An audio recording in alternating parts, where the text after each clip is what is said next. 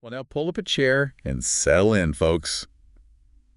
Welcome back to another deep dive right here from Overton County. Good to be back.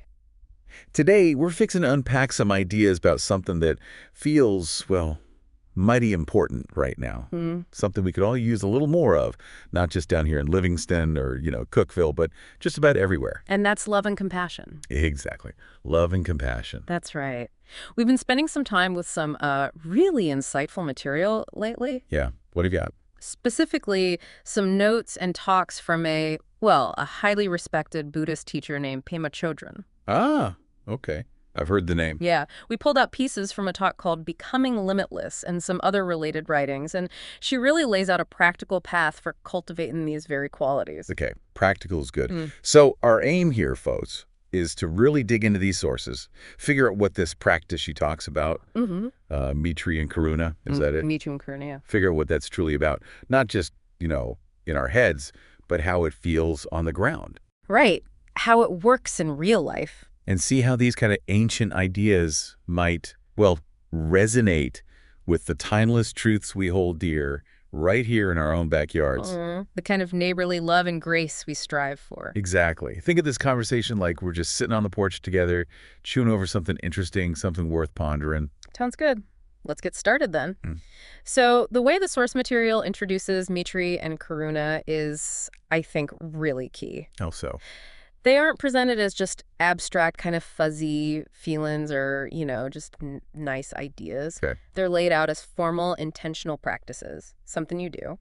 Mitri is translated as loving kindness or friendliness. Friendliness. And Karuna as compassion. It's something you deliberately cultivate. All right, so it's less about just hoping you feel these things. Yeah, less passive. And more about actively cultivating them, working on it. So what's the big picture goal she describes? Why take on these practices? Well, it's beautifully simple at its heart, but pretty vast in its scope. The aspiration, according to these teachings, is to help transform things. Transform things? Yeah, from suffering to happiness for all of us. That's the phrase used. All of us. Wow. And the deeper goal behind that is to gain a really profound level understanding, even, she says, at a non-conceptual level. Non-conceptual, meaning like not just thinking about it. Exactly. Not just in your head, but like in your bones, in your very being. Understanding what is the root of happiness, what causes it to expand and flower. Okay, the root of happiness. And just as importantly, what is it that causes suffering? What is the root of suffering? Ah, okay. So it's about getting down to the fundamental why. The why behind our struggles and our joys. Precisely. So we can actually live, speak, act, and think in ways that, reduce suffering. For ourselves and for everybody around us. That sounds mighty practical, doesn't it? Real down to earth. Whether you're out working the fields or serving folks down at the diner or just navigating family life right here in Overton County. Exactly. It's about real-world impact. Right. And a powerful theme that kind of runs through all this material is that this kind of deep-seated spiritual growth, this cultivating of love and compassion, it don't happen in isolation. Well, that just stands to reason, doesn't it? It does. It happens in relationship to other people. Yeah, you can't really learn patience or forgiveness or, extend kindness if there's nobody else around to be patient with or forgiving to or kind toward. Exactly. You need the interaction. Yeah. And the source uses this wonderful analogy, the 4-minute mile. The 4-minute mile. Yeah. Like Roger Bannister. Just like that. Right. The idea is when one person starts getting the hang of this deep connection to the roots of happiness and suffering, waking up what's called the spark of Baitik. Oh boy, what's that roughly? You could think of it as like an awakened heart or a truly kind heart. So when one person starts getting it, it doesn't just affect them. It actually seems to make it easier, almost like it sets a new possibility, for others, even globally, to connect with that same spark within themselves. Huh. So, like Bannister breaking that record. Once one person showed it could be done, suddenly others could do it too. That's the idea. It suggests we're all kind of connected in this shared human endeavor. More connected than we think. It really does. The source talks about a collective energy pool, or maybe a field of shared insights that each individual's effort contributes to. So my work matters to more than just me. Absolutely. When you practice opening your heart, working on your own kind of static thinking, it's not just for your benefit. You're subtly making that openness a little more accessible, a little more possible for everyone else in the human family. Like how help a neighbor strengthens the whole community around here. Exactly like that. Or how the devotion of each person in a congregation adds to the collective spirit and strength of the whole church. Your internal work has external ripple effects. That's a beautiful way to think about it. Our individual efforts being part of something much bigger. Okay, let's dig into those roots she talks about. What does she identify as the fundamental root of suffering? According to this traditional perspective, the root cause of suffering is ignorance. Ignorance, like just not being smart or not knowing the facts about something. No, it's a different kind of ignorance. The source defines it as being ignorant of the true nature of reality. The true nature of reality. And it gets more specific. It's being so entrenched in a static way of thinking and perceiving reality. Static, like fixed, stuck. Yeah, exactly. Seeing ourselves and others as solid, separate objects, almost like we're pitted against each other. There's this strong sense of isolation, a sense of solidness of things, static. I can picture that.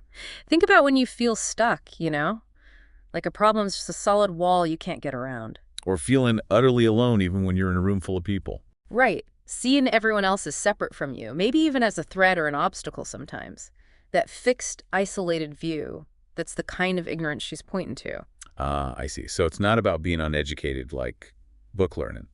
It's about being stuck in a rigid, separate way of seeing the world and ourselves. Like feeling you're just an isolated cabin way back in the holler instead of part of the whole landscape connected to everything else. That's a great way to put it, precisely.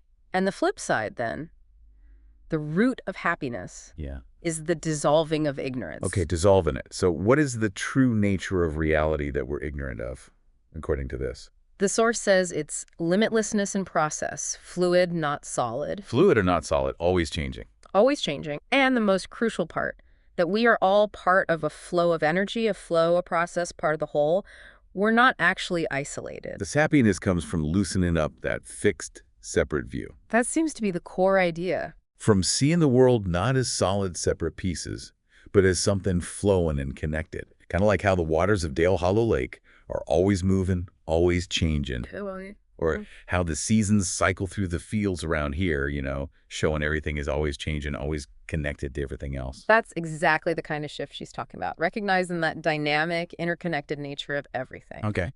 And the source makes it really clear that the entire teaching, it isn't just something to think about intellectually. Right, not just head knowledge. No, it's a contemplation, a study, a meditating upon trying to get to a real living experience of these roots. Yeah. What causes suffering and what allows happiness to flower. So you got to feel it, live it. Yeah, working it into your actual experience. And how do we go about getting that real living experience? What helps us chip away at that static, isolated view? Well, the path involves basically relaxing our mind and opening our heart. Relaxing the mind, opening the heart. Sounds simple, but probably not easy. Probably not. And this is where the practices really come in. The source introduces what she calls the 4 limitless ones. 4 limitless ones. Okay. Mitri, which we mentioned loving kindness or friendliness. Then compassion, joy, and equanimity. Okay. Mitri, compassion, joy, equanimity. And these are what? Tools. They're presented as catalysts for speeding up this process of deeply understanding the roots of suffering and happiness. So these are like spiritual exercises, maybe, that help us loosen up and open our hearts. Tell me a bit more about these 4. Sure. Mitri, as we said, is that friendliness or loving kindness. Just cultivating a basic posture of warmth towards yourself and others. Okay. Warmth. Compassion is the wish to relieve suffering when you see it. Actively wishing it away for someone. Right. Joy is cultivating appreciation for the happiness of others, being genuinely glad when good things happen to them. Not envy, but joy. Got it. And equanimity. That's working towards an evenness of heart and mind, less reactivity, seeing everyone with a more balanced view, not push and pull so much. Okay, so these 4 qualities, when you practice them, they challenge that static, isolated way of thinking. That's the idea. They kind of work against it directly. That makes sense. I mean, if you're actively cultivating joy for others, it's harder to be stuck in your own isolation or, resentment. Exactly. But the source also points out a common trap we fall into, doesn't it? A big one. Oh, yeah. What's that? It highlights our deep-seated habit of heaping suffering on top of suffering. Heaping suffering on top of suffering. How do we do that? Well, when we feel pain or discomfort or that pinch of isolation, instead of looking towards the root cause or opening up, We often instinctively grasp for something to make the feeling go away. We seek pleasure or comfort in the wrong places. Trying to numb it or distract ourselves. Right. And as the source says, that just makes matters worse, puts another layer on it. Yeah, that sure rings true, unfortunately. Looking for solace in things that only bring more heartache down the line. We've all seen that road, haven't we? Or walked it ourselves sometimes. Yeah. Maybe walked it ourselves. It's a deeply ingrained pattern. But, the source also notes a hopeful current in the world today. Oh, really? Yeah, speaking of a global movement towards less denseness and more openness, less holding and more opening. Less holding, more opening. Interesting. Contrasting that with how for centuries, maybe millennia, humanity has gotten, as she puts it, really good at making matters worse. Huh. So maybe there's a shift happening. A collective draw towards breaking those old habits. It suggests that possibility, yeah. A move towards more openness. Well, that's encouraging to hear. So given all this, the roots, the need for openness, how do we actually do this Mitri practice? This cultivating of loving kindness. She gives us some steps, right? It does. It offers a structured way to work with this, and it starts with a little bit of preparation. Jump work, okay. You're encouraged to think about folks in your life. Maybe even make a couple of lists, either in your head or, jot them down. What kind of lists? People who genuinely inspire gratitude in you, folks you're just thankful for. Okay, got some of those. And people for whom compassion naturally arises, maybe someone you know who's going through a real tough time right now. Okay. Easy to feel for them. Right. Just calling to mind the faces around Overton County, Got it. Got some folks in mind. So where do we start the actual practice? Step 1 is starting with yourself. With me. With you. The practice is about arousing biko, which just means arousing the wish for happiness. The phrase is, may I enjoy happiness and the root of happiness. Wishing happiness for myself first. That feels, well, maybe a little strange. Or even selfish, kind of. It does, yeah. And the source is very clear about this. This might be the hardest step for many people. Really?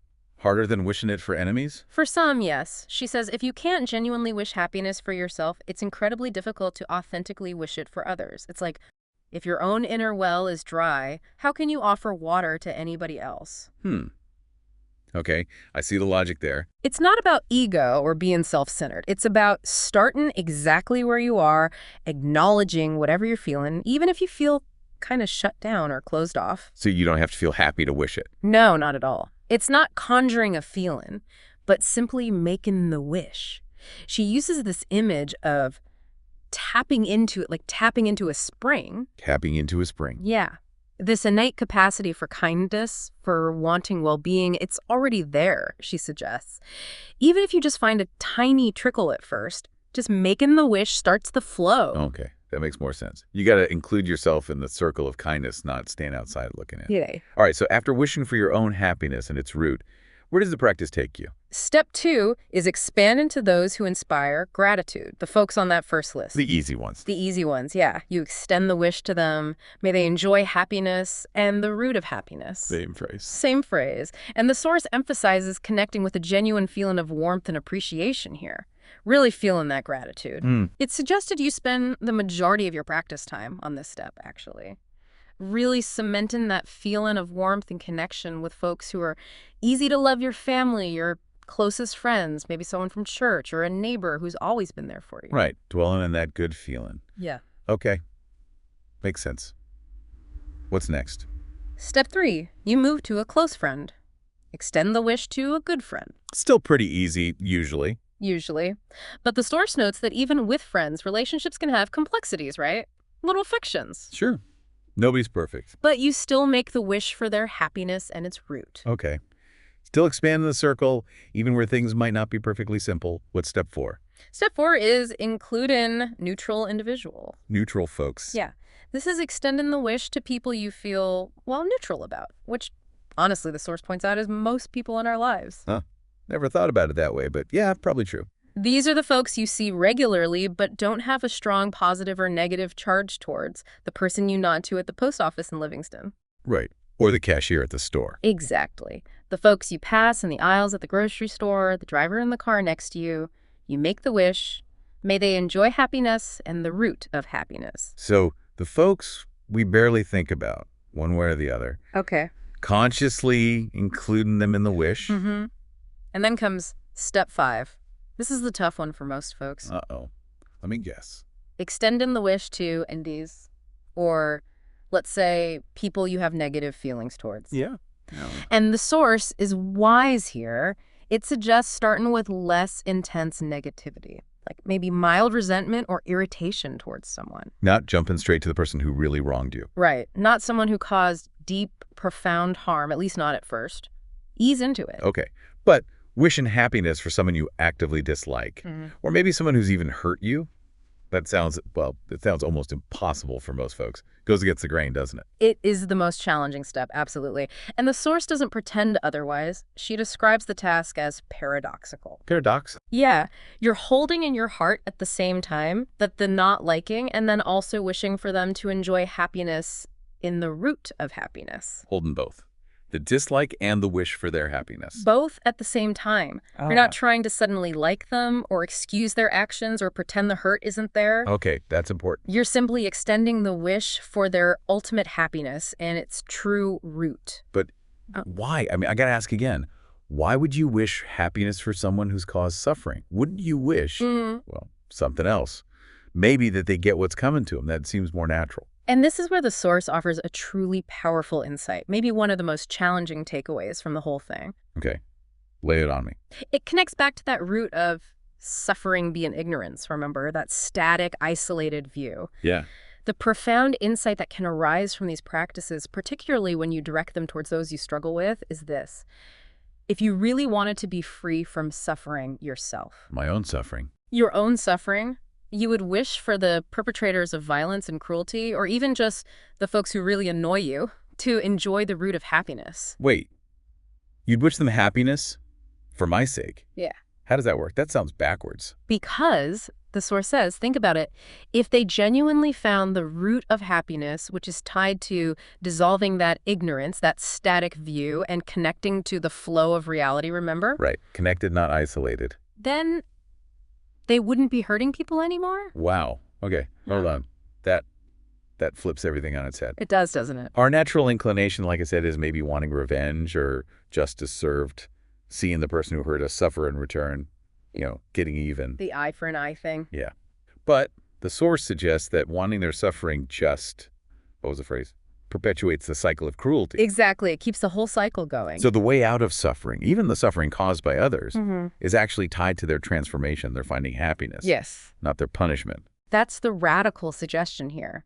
It aligns, in a way, with deep truths about forgiveness we might hear in our own faith traditions, but framed in this unique Buddhist context of ignorance and its dissolving. Yeah, it definitely echoes things about loving your enemies, praying for those who persecute you. But the reason given here is fascinating. It's for the sake of ending the harm. It's a revolutionary thought experiment, really, put into practice. It challenges us to consider that true freedom from suffering isn't necessarily found in seeing our perceived enemies brought low, Right. but in the possibility of them changing at their core, finding that root of happiness so they stop causing harm. That's a lot to chew on. Mighty challenging. It is. And the source says even just arousing the wish, maybe even just pretending initially is powerful. Don't worry if the feeling isn't there. Just making the wish is enough to start. She encourages sincere aspiration, even if it feels artificial, like you're just mouthing words. She says if you can continue for a year with this practice of just experimenting, just trying it out. A whole year. Yeah, just experimenting for a year, something begins to shift internally. Like making that tiny hole in the ice she talked about. Exactly. That tiny hole that the force of the living water can then expand into a river. The conscious act of making the wish, even without the feeling right away, starts the process. So the intention itself creates the opening. Yes. And this connecting with the heart through these practices, she says, this is where inner strength and the trust come from. Ah, the strength and trust. It's that tapping into a spring idea again. Tapping into a spring of kindness that isn't something you have to manufacture out of thin air. Right. But something already present within us, just waiting to be accessed. We've just got to clear the debris away. It's already there. We just need to clear the way to find it. Okay, so you've worked through wishing happiness for yourself, those you're grateful for, friends, neutral people, and even those who are difficult. That covers a lot of ground. What's the final step? Step 6 is universalizing it, taking it out to all beings. All beings, like Yeah. everybody on Earth. Everybody and everything. You extend the wish for happiness and the root of happiness to all beings everywhere. Everywhere. The source uses the Hubble telescope analogy to convey the immense scale, thinking about not just all humans, but all creatures. Creatures, too. Ooh, yeah. The ants marching on your porch, the bees buzzing in the clover down by the creek, the fish in Dale Hollow Lake. Okay. Even animals we might find less lovable, you know? Spiders, tarantulas, critters, maybe even in other galaxies if you can stretch your mind that far. Whoa. You expand your heart's reach to encompass the entire creation, all sentient life. Wow. That's true. Well, that's why she calls it limitless, I reckon. Expanding your care and concern to that vast scale. Okay. Is that the end of the practice itself? That's the sequence. Oh. And finally, the source just briefly mentions returning to a regular sit-and practice afterwards, like maybe focusing on your breath. Like meditation. Yeah, like a simple breath meditation. But doing it in this atmosphere of loving kindness that you've cultivated through the Mitri practice. Ah, so you bring that feeling, that atmosphere, into your quiet time. Exactly. Letting it permeate your stillness. Well, we've certainly taken a deep dive here today, haven't we, into Pema Chödrön's teachings on Mitri and Karuna. We sure have. It's a path, really, for cultivating love and compassion, not just as fuzzy ideas, but as actual practices.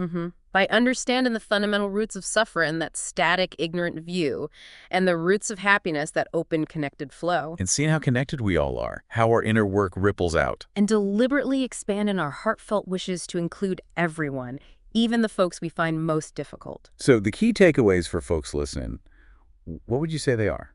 Well, I reckon one is that it truly starts small, often just with making a simple wish, even if it feels kind of artificial at first. Just start where you are. Okay, start small. Another is that it benefits not just others, but ourselves. It helps us tap into that innate inner strength and trust that's already there, like that spring. Right, tapping the spring. And it definitely challenges us, doesn't it? Right on that deep human habit of resentment and wanting to get even. Yeah, that part about wishing happiness for enemies. Yeah. That's a big challenge. It suggests that true freedom from suffering might look really different than we usually imagine. And it helps us access that deep well of kindness that's already inside us. That's right. It's about uncovering, not manufacturing.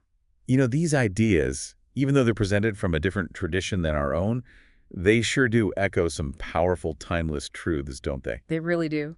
Truths about what it means to live a life of connection and purpose and kindness, something we all strive for right here in Overton County, no matter which church pew you might sit in, or if you sit in one at all. They speak to the universal human longing for less pain and more peace, more genuine happiness. And they offer a practical way to work with our own minds and hearts, right where we are, in the middle of everyday life. Step by step. So here's a thought then. Maybe a remarkable challenge for you, listening right now, down here in Overton County or wherever you might be. Yeah. Take these steps, these simple ideas we've talked about, and just experiment with them this week. Like she suggested. Just try it out. Just give it a shot. Maybe start with yourself, just making the wish for your own peace and well-being. See how that feels. Then maybe try it with that friend down the road who's always lending a hand, or the family member you dearly love. Feel that gratitude. Start with the easy ones. Yeah. Then see if you can expand it just a little bit. Maybe that person you see every time at the gas station in Livingston that you've never actually spoken to. The neutral folks. Or the folks driving maybe a bit too slow for your liking on the back roads between here and Cookeville. What happens if you simply make the wish for their happiness and its root? Just as an experiment. What kind of goodness could be stirred up right here in our own hearts and maybe ripple out if we consciously practice opening our hearts just a little wider, trying to see things with a little more understanding. And genuinely wishing well for everyone we encounter. What happens if we let that spark of kindness, that bodhic the Source talks about, what if we let that grow right here in our own lives, in our own community? It's an experiment worth trying, I reckon. See what happens. Definitely. And if this deep dive sparked something in you, folks, if any of these ideas resonated or maybe challenged you, let us know. Yeah. Leave a comment below the video or wherever you're listening. Tell us your thoughts. We'd love to hear them. And if you found this exploration helpful, maybe consider giving it a like or subscribing to the channel. That's right. It helps us keep bringing you more deep dives like this one. And we should definitely give a heartfelt thank you to Pema Chödrön for sharing these profound insights and practices from her tradition.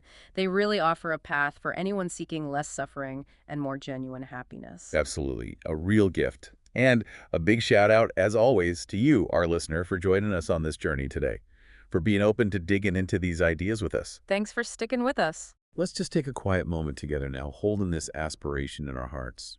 Pause. Heavenly Father, creator of all, we give thanks for the wisdom that echoes across traditions, the wisdom that can be found in unexpected places if our hearts are open. Thank you for the universal longing for happiness and freedom from suffering that you have placed within every heart, within every living being. We ask for a blessing today on all sentient beings everywhere, every person, every creature, great and small, near and far. May they know understanding. May they experience true kindness. May they find deep peace. And may they connect with the genuine root of happiness. Help us, Father, down here in Overton County and wherever we may be, to cultivate open hearts and relaxed minds. Help us to see the truth of our connection to one another and our connection to all of your creation.